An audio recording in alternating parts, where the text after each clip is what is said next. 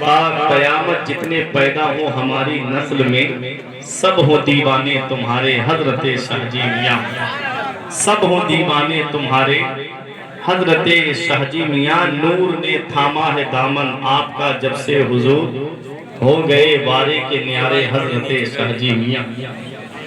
میں نے قرآن مقدس کی ایک آیت کریمہ تلاوت کرنے کا شرف حاصل کیا۔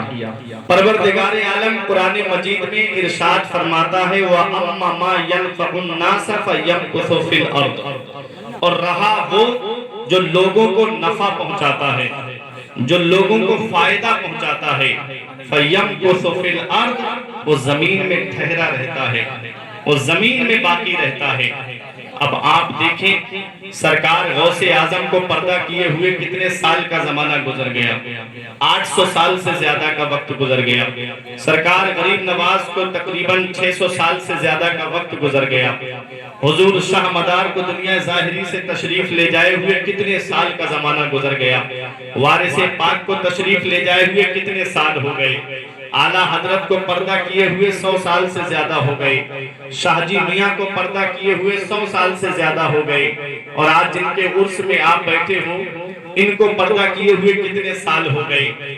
آج ہمارے یہاں کا اصول تو یہ ہے، ہمارے یہاں کا طریقہ تو یہ ہے کہ 1-2 سال کے بعد وہ بے باپ جو اپنی اولاد کے لیے کوئی باہر کمانے جاتا ہے، کوئی ممبئی کمانے جاتا ہے، کوئی بنگلور کمانے جاتا ہے، اگر رضائے الہی سے وہی اولاد دنیا سے چلی جائے تو 1-2 سال میں باپ اپنی بیٹے کی قبر کو بھول جاتا ہے، بیٹا اپنے باپ کی قبر کو بھول جاتا ہے، رشتہ دار کی قبر کو بھول جاتے ہیں، پڑوسی کی قبر کو بھول جاتے ہیں۔ لیکن کیا وجہ ہے کہ آج تک ہم سرکار غوث اعظم کو نہیں بھولے، آج تک ہم سرکار غریب نواز کو نہیں بھولے، آج تک ہم شاہ مدار کو نہیں بھولے، آج تک ہم وارث پاک کو نہیں بھولے، آج تک ہم صابر پاک کو نہیں بھولے، آج تک ہم شاہ جی محمد شیر میاں کو نہیں بھولے، آج تک ہم اعلیٰ حضرت کو نہیں بھولے، آج تک ہم حضور سلطان بابا کو نہیں بھولے۔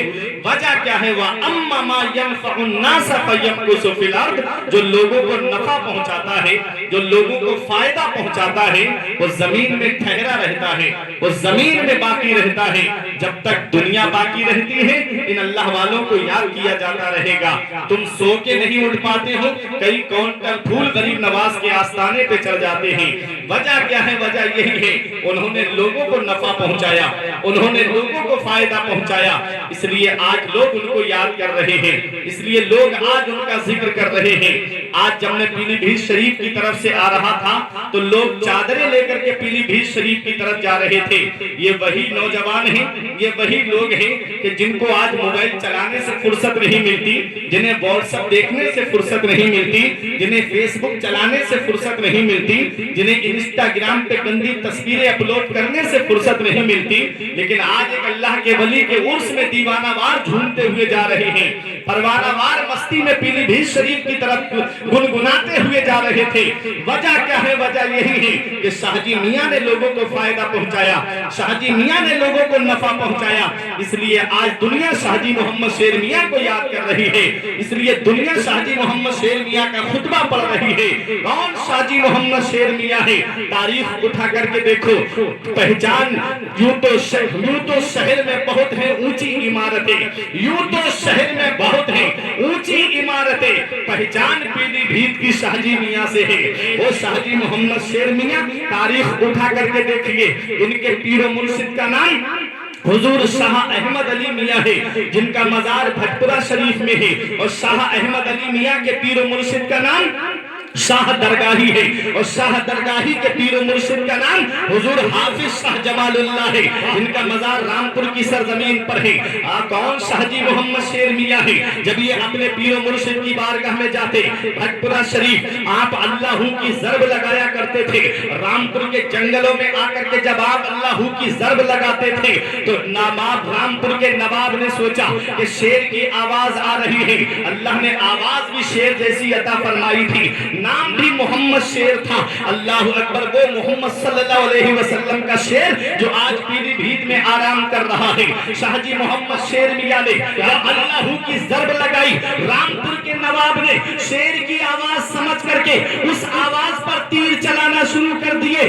جب شاہ جی محمد شیر میاں اپنے پیر و مرشد کی بارگاہ میں پہنچے تو پیر و مرشد فرماتے ہیں اے بیٹے شیر محمد آواز دیکھ کر کے نکالا کرو۔ کہا حضور بات کیا ہے؟ اپنا دامن دکھایا پیر و مرشد نے، کہا میرے بیٹے جب تم اللہ کی ضرب لگا رہے تھے رامپور کے نواب نے شیر کی آواز سمجھ کر کے تمہارے اوپر تیر چلائے تھے، جتنے تیر تمہارے اوپر آئے تھے تمہارے پیر و مرشد نے وہ تیر سب اپنے دامن میں لیے۔ نعرہ تکبیر، نعرہ رسالت، فیضان غوث اعظم، فیضان شاہ جی عرس سلطانی، مسلک اعلیٰ حضرت۔ پیر بھی کمال والا ہے، مرید بھی کمال والا ہے، پیر بھی شان والا ہے، مرید بھی شان والا ہے۔ اے میرے پیارے مسلمانوں، آج تو حالات بدلتے چلے گئے۔ آج جو ہم کو شعب وادی دکھائے ہم اسے بڑا پیر سمجھتے ہیں۔ نماز ایک وقت بھی نہیں پڑھتا، روزہ ایک نہیں رکھتا، اور صاحب نصاب ہونے کے باوجود اپنے مال کی زکات بھی نہیں نکالتا ہے، اور ہم اس کا دامن پکڑ لیتے ہیں۔ سب سے پہلے شریعت ہے، پہلے دیکھو نماز پڑھتا ہے کہ نہیں پڑھتا ہے، شریعت پہ عمل کرتا ہے کہ نہیں کرتا ہے۔ جو شریعت پہ عمل نہیں کرتا ہے وہ خود قبر میں عذاب سے نہیں بچ پائے گا، وہ تم کو کہاں سے بچائے گا۔ اس لیے پیر ایسا پاورفل ہونا چاہیے جو شریعت پہ عمل کرنے والا ہو، شریعت پہ چلنے والا ہو۔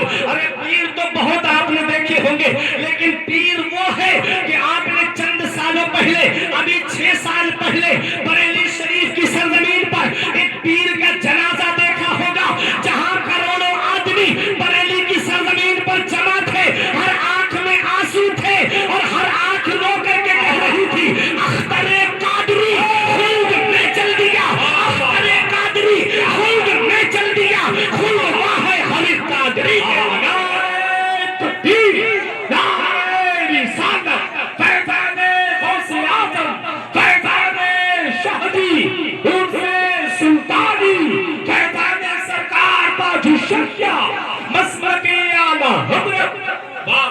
جنازے بہت دیکھے ہوں گے، لیکن ایک وہ جنازہ تھا جو بریلی شریف کی سرزمین پر تھا۔ اے میرے پیارے مسلمانوں، حاسدین بھی موجود تھے، معاندین بھی موجود تھے، اور محبین بھی موجود تھے، متعلقین بھی موجود تھے، متوسلین بھی موجود تھے۔ 1 کروڑ کے قریب کا مجمع بریلی شریف کی سرزمین پر، ہر طرف روڈ جام تھا۔ ایسا عاشق رسول تھا، ایسا وہ دیوانہ رسول تھا۔ تاریخ بتاتی ہے حضور تاج الشریعہ کا جب ادھر جنازہ اٹھا آنکھوں میں آنسو تھے لوگوں کے۔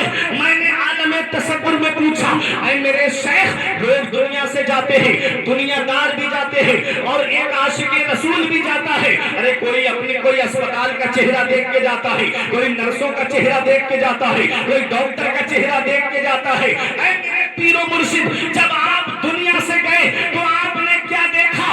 ارے رضا مسجد سے اذان کی آواز آ رہی تھی، تاج الشریعہ اذان کا جواب دیتے ہوئے اور یہ پیغام دیتے ہوئے جا رہے ہیں کہ آپ کی طلعت کو دیکھا جان دی، آپ کی طلعت کو دیکھا جان دی، قبر میں پہنچا تو دیکھا آپ نے، آپ کی خاطر بنائے دو جہاں، اپنی خاطر جو بنایا آپ نے۔ کیا بات ہے، بات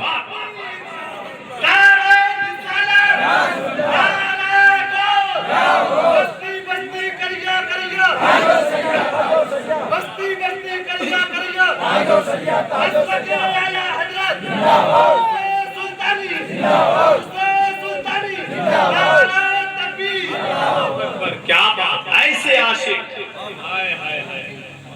ارے بہت اچھا پیر بہت سوچ سمجھ کر کے بنانا چاہیے۔ سچی بات ہے، سچی بات ہے۔ اذا رأيت رجلا يمشي على الماء ويطير في الهواء وتارك من سنتي فاضربه بالنعلين۔ حضور فرماتے ہیں جب کسی ایسے آدمی کو دیکھو کہ وہ ہوا میں اڑ رہا ہے اور پانی پہ چل رہا ہے، وَتَارِكٌ مِّن سُنَّتِي، اور میری سنتوں میں سے کسی ایک سنت کو چھوڑ رہا ہے، فَضْرِبْهُ بِالنَّعْلَيْنِ، تو اسے جوتوں سے مارو۔ وہ اللہ کا نیک بندہ ہو ہی نہیں سکتا جو میری ایک سنت کو چھوڑ۔ سچی بات ہے، ہم آج داڑھی پوری نہیں اور پیر بنے بیٹھے ہیں۔ صحیح بات ہے، اور اشارہ مولا علی شیر خدا کی طرف۔ مولا علی شیر خدا کی داڑھی مبارک کے بارے میں آیا تھا کہ آپ کی گھنی داڑھی اور لمبی داڑھی تھی۔ خود کے عیب چھپانے کے لیے اکابر کا سہارا لیا جاتا ہے۔ اللہ اکبر اللہ۔ پیر سوچ سمجھ کر کے بناؤ، کہیں ایسا نہ ہو کہ پیر کی الگ کھدائی ہوتی ہو قبر میں اور تمہاری الگ کھدائی ہوتی ہو۔ صحیح بات ہے، صحیح بات ہے۔ پہچان بتا دوں میں سید صاحب کی موجودگی میں، پیر کیسا ہونا چاہیے۔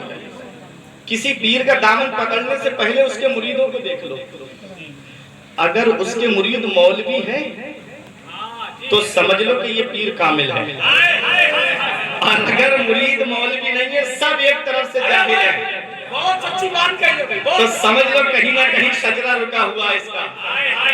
کیونکہ مولوی کسی ایسے ویسے کے ہاتھ میں اپنا ہاتھ دیتا ہی نہیں ہے جب تک پہلے اسے جانچ پرکھ نہیں لیتا ہے کہ واقعی یہ شریعت پہ چلنے والا ہے یا نہیں ہے۔